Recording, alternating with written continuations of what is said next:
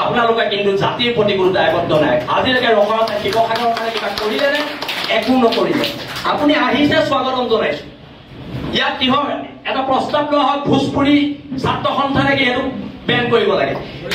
ভোজপুৰী ছাত্ৰ কিহৰ নহ'ব, নচলিব। আৰু এই ভোজপুৰী ছাত্ৰ লাগিলে বুলেট লৈ ইয়াত ফুট লগাই যিটো গতিত ৰাস্তাত যায়, মই নিজে স্কুটি চলাই আছো, তেতিয়াহ'লে বুলেট চলাব পৰা হ'লে ষ্টুপিড ইয়াত নহ'ব, ইয়াত নহ'ব।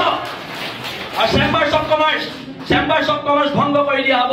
ইয়াত খিলঞ্জীয়া মানুহ চেম্বাৰ্ছ অফ কমাৰ্চৰ সভাপতি সম্পাদক হ'ব। কৰ ৰাজস্থানৰ মানুহ ইয়াত আহি চেম্বাৰ্ছ অফ কমাৰ্চৰ সভাপতি সম্পাদক হ'ব। এইবোৰ নচলিব, গুণ্ডামি নচলিব। আৰু শুনক, মই একদম চিধা কৈ দিছো, মোক না মই ইলেকশ্যন খেলিম, না মোক মাৰোৱাৰী মানুহৰ ভোট লাগে, না মোক বিহাৰী মানুহৰ ভোট লাগে, না মোক বঙালী মানুহৰ ভোট লাগে। মই এইবিলাকত নাই। আৰু এটা কথা একদম স্পষ্টকে মই আপোনালোকক কৈ দিছো, এইবাৰ যদি আমাৰ মানুহ পিতে, খুব পিতা হ'ব। এইবোৰ নচলিব। সদায় ভদ্ৰ অসমীয়া জাতি ভদ্ৰতাৰ সুযোগ লৈ আমাক চৰ মাৰিব, গোৰ মাৰিব। হা, আমি কি ঢোল আৰু ৰঙালী বিহু আমি যেতিয়াই তেতিয়াই পাতি দিব পাৰো, খালি ঢোলটো যাতে আপোনালোকৰ পিঠি নহয় সেইটো কথালে মন কৰিব। একদম কৈ দিছো, দেশৰ মানুহে গঢ়িত পিটি ল'ব জানে হেংদাং বৰটোপ ঠাল তৰোৱাল। আমি 600 বছৰীয়া গৌৰৱ উজ্জ্বল আহোম ৰাজত্বৰ মানুহ হয়। আমাক যুদ্ধ কৰিবলৈ শিকাই যোৱা আহোম স্বৰ্গদেউসকলৰ আদৰ্শত বিশ্বাসী আমি মানুহ হয়। অসমীয়া মানুহ ভদ্ৰ, অসমীয়া মানুহ সৰল হয় কাৰণেতো আহি ইয়াত ৰসৰাজ খুলি বেপাৰ কৰি থাকিব পাৰিছা।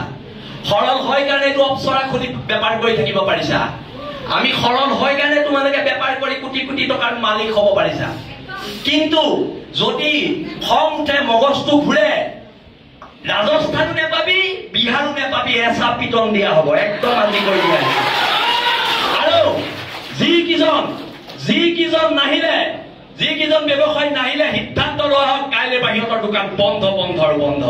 বসন্ত গগৈ ডাঙৰীয়া, মই আপোনাক অনুৰোধ জনাইছো, আপোনালোকে মোৰ বসন্ত গগৈৰ মাজত কেতিয়াবা কাজিয়া হয়, কিন্তু কাইলৈ বসন্ত গগৈক কোনোবা অনা অসমীয়া মানুহে হাত দিলে শৃংখল চলিয়া ঘৰত সোমাই বহি নাথাকে। আৰু দাদা, আপুনি ৰাজহুৱা কৰক, কালি কোন 3জন বটল আপোনাৰ ঘৰলৈ গৈছিলে? আপুনি ৰাজহুৱা কৰক, 3জন বটল কোন গৈছিলে? সেই বটল কি গাঁঠো গাড়ীত কাণত ধৰাব লাগিব। আপুনি আজি ৰাজহুৱা কৰি যাব লাগিব, কোন 3জন বটল আপোনাৰ ঘৰলৈ কালি ৰাতি পইচাৰ ঘোষ দিবলৈ গৈছিলে। আৰু এটা কথা, ভোজপুৰী সংগঠন বন্ধ। আৰু ইয়াত কিহৰ মাৰোৱাৰী যুৱ মঞ্চ? অসমীয়া যুৱ মঞ্চ আছে, চব জইন কৰা। ইয়াত মাৰোৱাৰী যুৱ মঞ্চ নহ'ব। এতিয়াৰ পৰা একো নহ'ব। বহুত সহ্য কৰিলো। চব মাৰোৱাৰী যুৱ মঞ্চৰ নাম মাৰোৱাৰী সমাজে নিজে গৈ পেলাই মোহাৰিব লাগিব কলা ৰং লৈ। সেইটো প্ৰস্তাৱ লোৱা হওক। ভোজপুৰী ছাত্ৰ সন্থাৰ নাম কলা ৰং লৈ ভোজপুৰী ছাত্ৰ সন্থাই য'ত লিখা আছে চব মোহাৰিব লাগিব।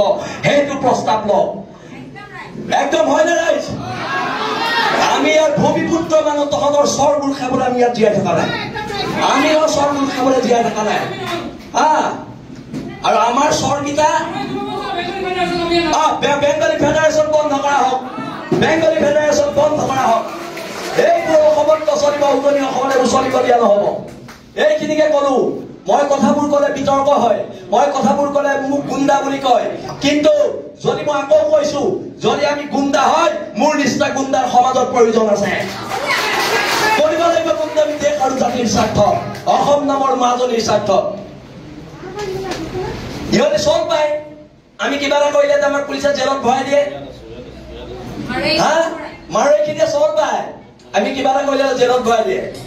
সেই মাৰোৱাৰী সমাজক কৈছো, জেলৰ ভিতৰৰ আটাইতকৈ ডাঙৰ গুণ্ডাটো মইহে কৰো। সেইটো কথা মনত ৰাখিবি। মই জেললৈ ভয় নকৰো, জেল মোৰ দ্বিতীয় ঘৰ। এইবোৰ কথা কৈ লাভ নাই।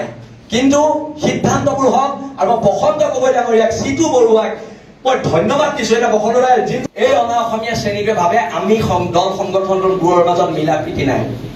আমাৰ দল সংগঠনবোৰৰ মাজত মতভেদ থাকিব পাৰে, আমাৰ দল সংগঠনবোৰৰ মাজত অৰিয়া অৰি কিছুমান থাকিব পাৰে, কিন্তু আমি খিলঞ্জীয়াৰ সেইটো কথা মনত ৰাখিব লাগিব। আৰু প্ৰস্তাৱ এটা একদম লোৱা হওক। আজি ৰসাজৰ মালিক থাকোঁতে লোৱা হওক, অহা 7 দিনৰ ভিতৰত ৰখাজত 20টা খিলঞ্জীয়া আৰু দিব লাগিব, নহলে ৰখৰাজ বন্ধ কৰি দিয়া হ'ব। ৰখৰাজ এতিয়াৰ পৰা নচলিব। আৰু বসন্ত দাই আহোঁতে কালি আমাৰ ল'ৰাখিনিয়ে যিদৰে দোকানে দোকানে সোমাই চিঠি দিয়াৰ পিছত মাত্ৰ মুষ্টিমেয় 7-8জন মানুহ আহিছে। মানে কি আমাক অপমান কৰা হৈছে? হা, আমাৰ খিলঞ্জীয়া মানুহখিনিক অপমান কৰা হৈছে। তাই আহোম ছাত্ৰ সন্থাক অপমান কৰা হৈছে, বীৰ লাচিত দাদাক অপমান কৰা হৈছে, জাতীয় সংগ্ৰামী সেনাক, অসমীয়া যুৱ মঞ্চৰ, উজনি অসম মুছলিম কল্যাণ পৰিষদ, আহোম জাতীয় গণমঞ্চ, অনুসূচিত জাতি ছাত্ৰ সন্থা চবকে অপমান কৰা হৈছে। কথা টকাৰ জোৰত যি ইচ্ছা তাকে কৰিবি, এইবাৰ পৰা নহ'ব। খবৰ মানেই এনি লাইভ 24/7 আৰু এনি লাইভ ডিজিটেল। যিকোনো খবৰৰ বাবে যোগাযোগ কৰক 9387734920 আমাৰ এই নম্বৰত।